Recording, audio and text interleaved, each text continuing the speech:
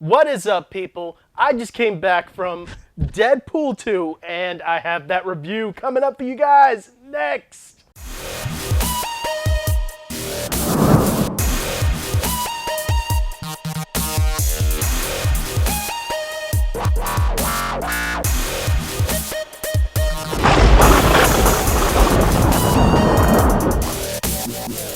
What's up, people? I just got back from Deadpool 2, and I definitely have some opinions on this movie that I will definitely go through today. And just so you guys know, this is going to be a spoiler-free review, so no spoilers in this one.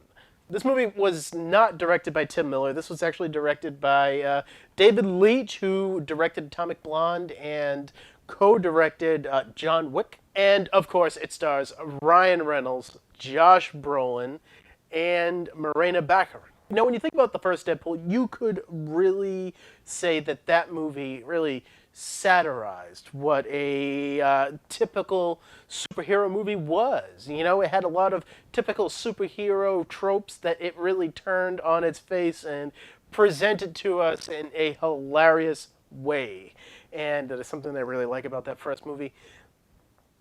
It is not easy to follow up on comedy, and it is even harder to follow up on satire.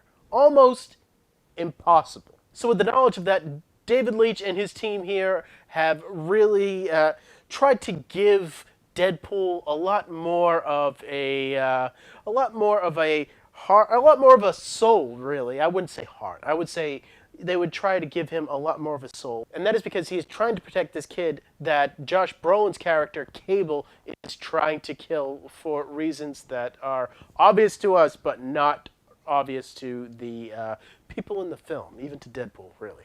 And I will say that that element helps this movie and hurts this movie. You can't just have a character like this in 3 or 4 different movies. You're going to need to give him more dimension. And even though I don't know if this is the way that I would have taken it, it is a definite way to take it to give him more of a soul. And it bothered me at the beginning, but I grew used to the idea that Deadpool really, when it all comes down to it, wanted to help this kid. But that is the least interesting thing that is going on in Deadpool 2. I will say that the start of the X-Force, everybody knows that this is going to be the birth of the X-Force if they actually want to pick that series up. And you know what? I would be game for it because I really, really do like the X-Force in this film. I think it's surprising. It's shocking.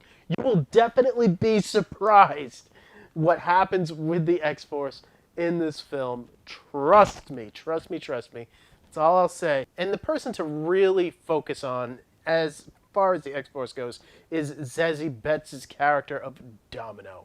Domino is a really cool character that is totally just based on luck. She is the luckiest person alive, to the point where if you try to kill her, if you are a thug that tries to kill her, there will be this like Final Destination type shit that goes on where literally something will fall down and crush you just because she just has the best luck known to man. And I just feel like that is such an interesting dynamic that, you know what, she doesn't have to worry about it.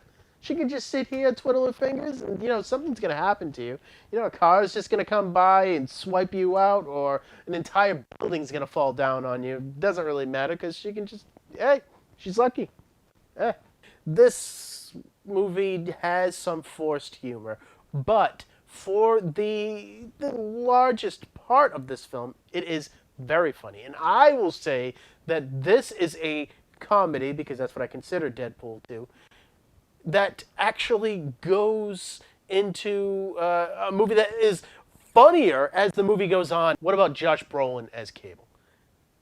I love, love, love, love the casting of Josh Brolin as Cable. And one thing that I do want to mention if you guys don't have your hopes up for a deep character here, because it's foolish to, this is a comedy and he isn't the main character. But as long as you aren't really expecting a deep character in Cable, he's actually really good. And he plays off Deadpool really, really well. You see, the thing about it is this movie was still made for not a whole lot of money. So you don't see Cable in the future that much. Matter of fact, I feel like it's only one scene that gets replayed twice during the entire movie. He's just here for a very clear-cut reason.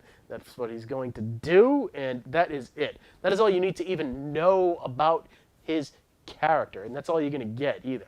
But as far as Josh Brolin playing this character, he is totally excellent, and I can't wait to see more of him in the X franchise, really. And going back to that budget that I just talked about, the CGI in this movie, it's shoddy at best. And that is, the thing about sequels, they want to be bigger, they want to be better, and this movie definitely does. And it expands its scope from that first movie. But when it expands its scope, it needs a lot more attention to detail with the CGI and all of that. And it's definitely not here. There are a lot of spoilers that I can't really talk to you about, but are very shoddy CGI creations. And that's just something that that just comes with a movie that's really ambitious, but doesn't have the budget to carry that out. And I feel like some of the stuff in Deadpool 2 definitely suffers from that. But the overall movie doesn't suffer from this at all. This is a surprisingly good second outing from Deadpool, and one of the best sequels to a comedy to come out. This is a comedy, and a damn good one. I give Deadpool 2 a 8 out of 10. So coming up next on the channel, I do have to get into Gladiator and Braveheart. Yes, I did pick those up, and yes, I will review them for you guys. I cannot wait. And as always, guys, thank you for watching my videos. You guys are awesome, and I will see all of you next time.